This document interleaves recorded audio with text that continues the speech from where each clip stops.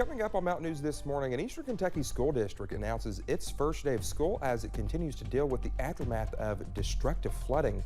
And a veteran-led organization dedicates its time to help Eastern Kentucky communities recover following devastating flooding. Dedicated to Eastern and Southern Kentucky, this is WYMT Mountain News this morning. Good morning to you. 5:33 on this Thursday morning. I'm Dakota Makris. Lord, we're almost going to make it to Friday. I can feel it. Let's take it over to Cameron this morning. I almost called you Brandon. My goodness. Well, that'd be all over the place. That'd be a compliment for you, wouldn't it? Yeah, I mean, obviously, and I'm just sorry. Anywho, go ahead. So, you know, Dakota, before you walked out the door this morning, you probably noticed a little bit of fog in places, maybe on your drive over. We're not looking at any rain so far here in Hazard specifically, but we are looking at a few showers, mainly over our northern counties this morning. Here's a live look over at the London Corbin Airport. We are looking at temperatures in the upper 60s and lower 70s over at the airport. All this quiet right now. 70 for Jackson and Hazard, 68 in Pikeville, and 69 over in Manchester. And like I mentioned, we are looking at a few areas of patchy fog, less than 2 miles in Morehead, sitting at 1 mile over in Williamsburg, and 3 miles in Jackson, 2 miles this morning in Somerset. So be sure to give yourself plenty of time as you head out the door, because you may run into some fog or some showers as well. Here is some over northern McGoffin into southern Morgan County, also stretching into Wayne County, West Virginia this morning. A few showers are possible as the front moves through, but some better weather is on the way by Friday and Saturday. I have that full forecast coming up in just a little bit. Dakota. All right, Cameron, thank you. Well, state police are investigating a potential murder-suicide over in Harlan County. Troopers with Post 10 in Harlan received a call Tuesday night about 2 people being shot on Jonathan Drive. Police say the initial investigation shows 39-year-old Phoebe Cloud was shot by her husband, 39-year-old Mitchell Cloud, before he killed himself. Both were pronounced dead at the scene by the Harlan County deputy coroner. Well, for 2 weeks now, Kentucky State Police have been looking for 60-year-old Vanessa Baker, one of the 2 women from Breathitt County who have been missing since the flood. Well, Anthony Mullins is Vanessa's nephew and pastor of County Line Community Church. That's on the Perry-Breathitt County line. On the night of the floods, Anthony was on the phone with his mom. His dad, Vanessa's brother, was swept off his porch by the force of the water. He went to try and help Vanessa, but he cut his foot, fell, and the 2 got separated. He's turned his heartache into a mission, working to serve others. You know, my family, they don't even have a splinter of their house left. It's all gone, and anything they can get to help them through this time is appreciative. While his family awaits news from officials, he says the outpouring of support from both near and far has been a true glimmer of hope. Anyone with information about Vanessa Baker or Nancy Cundiff is asked to call KSP Post 13 in Hazard. Knott County Central had the first floor of its building underwater, which included the basketball gym. The floor on the Morton Combs Athletic Complex was put down in 1974, and it is the original floor. As for the classrooms, a lot still needs to be done. Wednesday was supposed to be the first day of school, but a new target date is now set. Tentatively right now, September 19th is our start date, and that's contingent upon, you know, getting everything lined out, all the facilities where they need to be.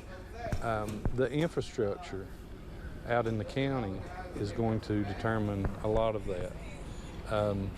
You know, we've lost a lot of bridges, a lot of driveways and culverts, and all the infrastructure, water lines, and those kind of things that go into that. 3 of the 8 schools in Knott County were flooded and heavily damaged. Well, we have some sad news for the people of Knott County and festival lovers alike. In a post made on the Knott County Gingerbread Festival Facebook page, it was announced the festival will not happen this year. In the post, officials ask sponsors, volunteers, community leaders to spend their time and money putting their businesses and communities back together. Well, they say something special is being planned for Knott County in the future, but for the moment, everyone is trying to cope with the devastation. So much flood cleanup has been done thanks to volunteers, and yesterday, a native Eastern Kentuckian came home and brought his college basketball team with him to help over in Knott County. Brian Milam has that story. Mud is everywhere. Office supplies, products, essentials destroyed, saturated by water. The debris continues to pile up. The work seems endless, but needs to be done. I feel like it's something that people should do. It does feel rewarding, but the biggest thing I feel is that people need help. Wednesday morning, players and coaches of the Morehead State basketball team arrived in Hindman, having no idea what they were about to experience.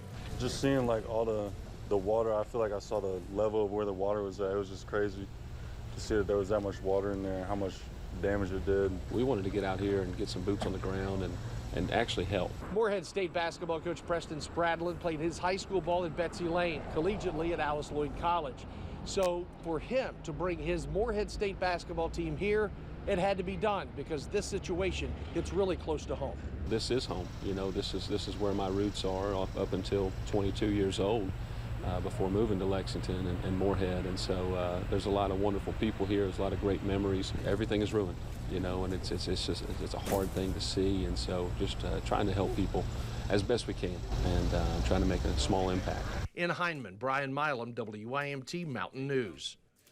Well, Spradlin says the resiliency seen from those affected is something his players will remember for the rest of their lives. Well, and a former athlete from a different team also made his way to Eastern Kentucky to help out. Yesterday, former Kentucky basketball player Ramel Bradley spent some time with ARH volunteering in our region. His first stop was at the Distribution and Donation Center at the old JCPenney building here in Hazard. Our hearts just go out to everyone all over Eastern Kentucky, and I'm here to do what I have and to be supportive.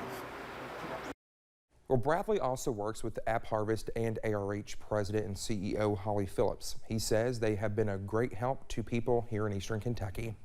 Team Rubicon, it's a veteran-led humanitarian organization dedicated to helping people clean up following disasters. It's here helping our impacted region.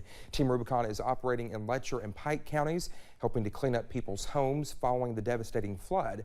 On Wednesday, the organization spent time in Jenkins, hoping to clear the home of Marilyn Durham, who has lived there for more than 20 years. It was really hard. The first few days, I was just almost in shock. I couldn't think or talk hardly. I still can't. Kind of still nervous.